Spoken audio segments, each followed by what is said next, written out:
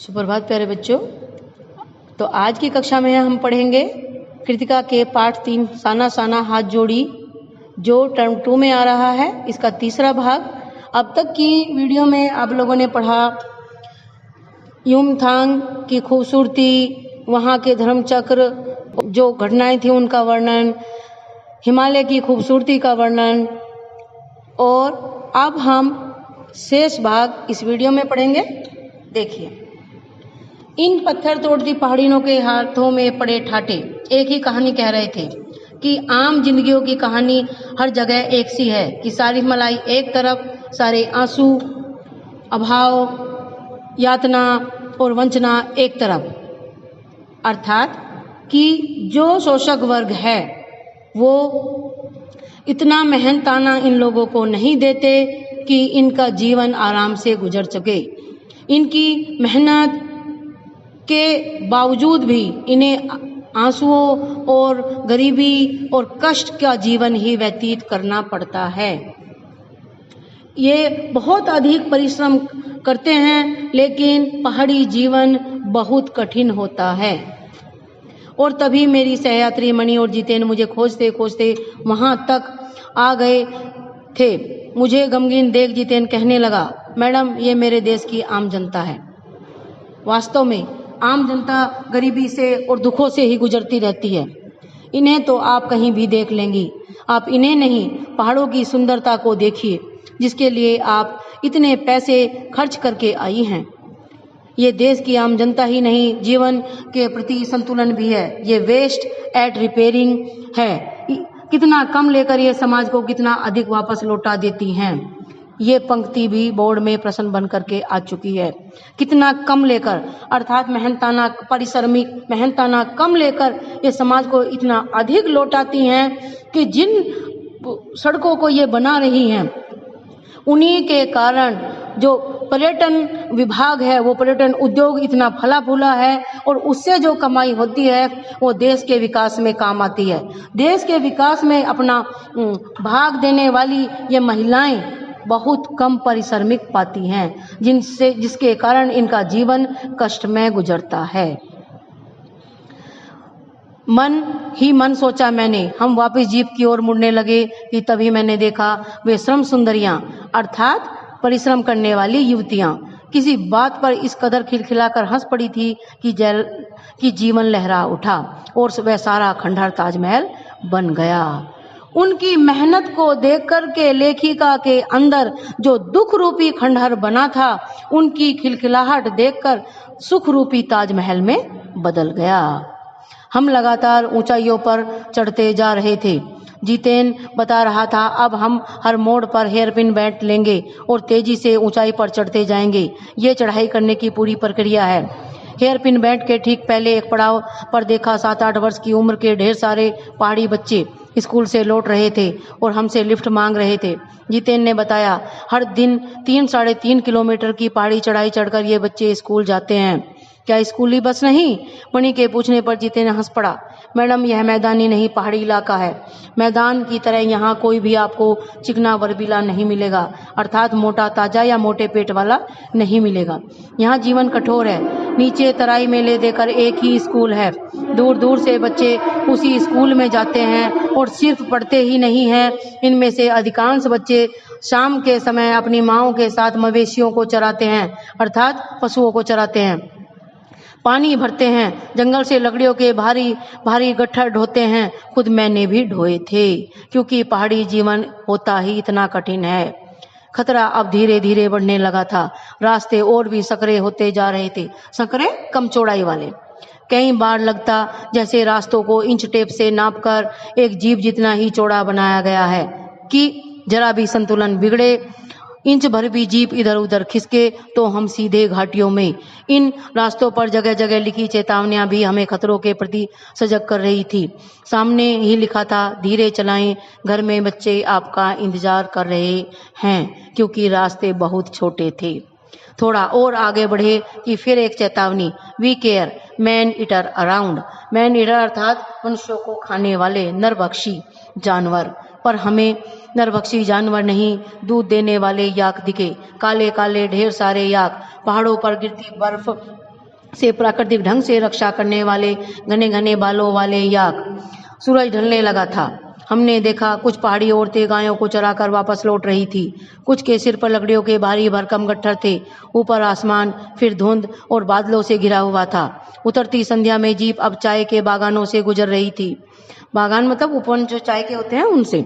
कि फिर एक दृश्य ने मुझे खींचा। नीचे चाय के हरे भरे बागानों में कई युवतियां बोकू पहने, बोकू सिक्किमी परिधान होता है, चाय की पत्तियां तोड़ रही थी।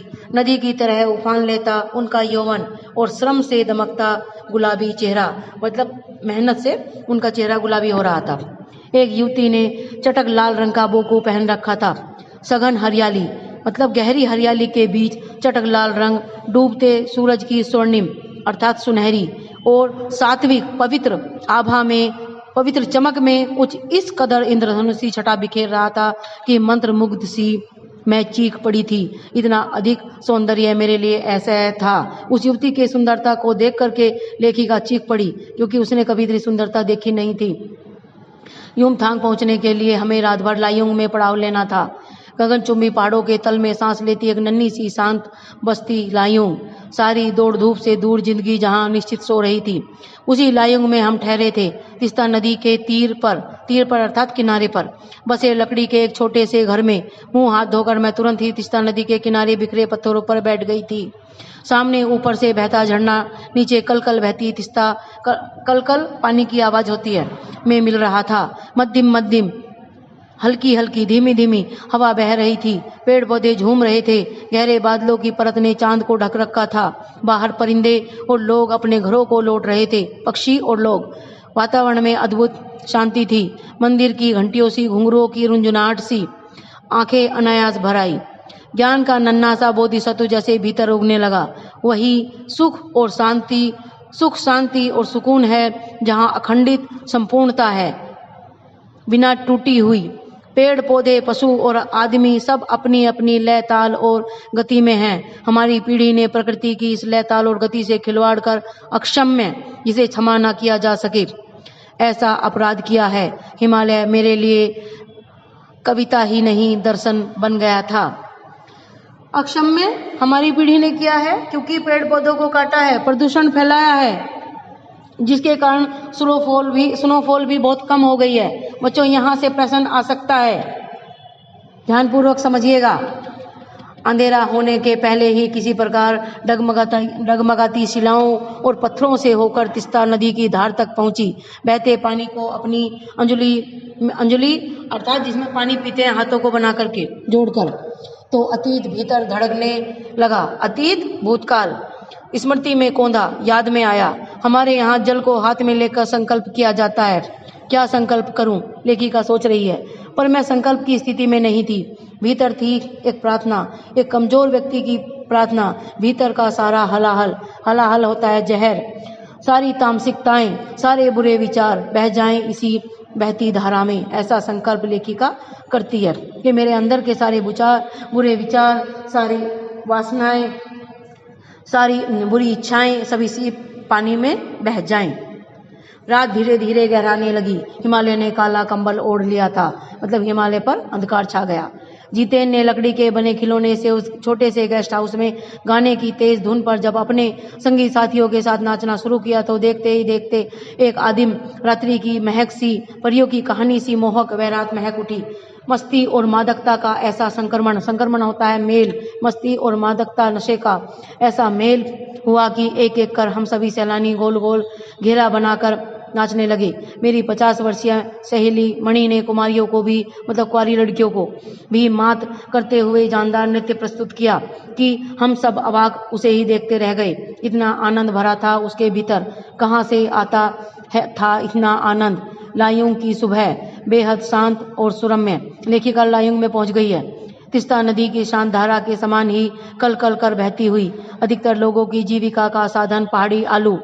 यहाँ से भी बच्चों प्रश्न आ सकता है कि पहाड़ी लोगों की जीविका का जो साधन है वो क्या है। पहाड़ी आलू, धान की खेती और दारू का व्यापार। सुबह मैं अकेले ही टहलने निकल गई थी। मैंने उम्मीद की थी कि यहाँ मुझे बर्फ मिलेगी, पर अप्रैल के शुरुआती महीने में यहाँ बर्फ का एक कतरा, एक कण भी नहीं था। यद्यपि हम सी लेवल होता है समुद्र तल से 14,000 फीट की ऊंचाई पर थे। मैं बर्फ देखने के लिए बेचैन थी। हम मैदानों से आए लोगों के लिए बर्फ से ढके पहाड़ किसी जन्नत से कम नहीं होते। वहीं पर घूमते हुए एक सिक्किमी नवयुवक ने मुझे बताया कि प्रदूषण के चलते स्नोफॉल लगातार कम होती जा रही है, पर यदि मैं कटाओ चली जाऊं तो वहां मुझे सर्दियां बर्फ मिल जाएगी। कटाओ यानी भारत का स्विट्जरलैंड। कटाओ जो कि अभी तक, यहाँ से प्रश्न आएगा बच्चों, या आ सकता है, बोर्ड में पहले आ भी चुका है, जो अभी तक टूरिस्ट स्पॉट नहीं बनने के कारण सुर्खियों में अर्थात चर्चा में नहीं आया था और अपने प्राकृतिक स्वरूप में था। क्योंकि चर्चा में नहीं आया, दुकानें नहीं है, तो वहां गंदगी भी नहीं है, लोगों का आवागमन भी नहीं है। कटाओ जो लायोंग से 500 फीट ऊंचाई पर था और करीब 2 घंटे का सफर था। वह नवयुवक मुझसे बतिया रहा था और उसकी घरवाली अपने छोटे से लकड़ी के घर के बाहर हमें उत्सुकता पूर्वक देख रही थी कि तभी गाय ने आकर बाहर थैले में रखा उसका महुआ गुड़ुप कर लिया अर्थात सटक लिया। मीठी झिड़कियां देकर उसने गाय को भगा दिया था। उम्मीद, आवेश और उत्तेजना के साथ अब हमारा सफर कटाओ की ओर। कटाओ का रास्ता और खतरनाक था। उस पर धुंध और बारिश, हितेन लगभग अंदाज से गाड़ी चला रहा था। तो इस वीडियो में बेटा इतना ही, शेष अगली वीडियो में। धन्यवाद।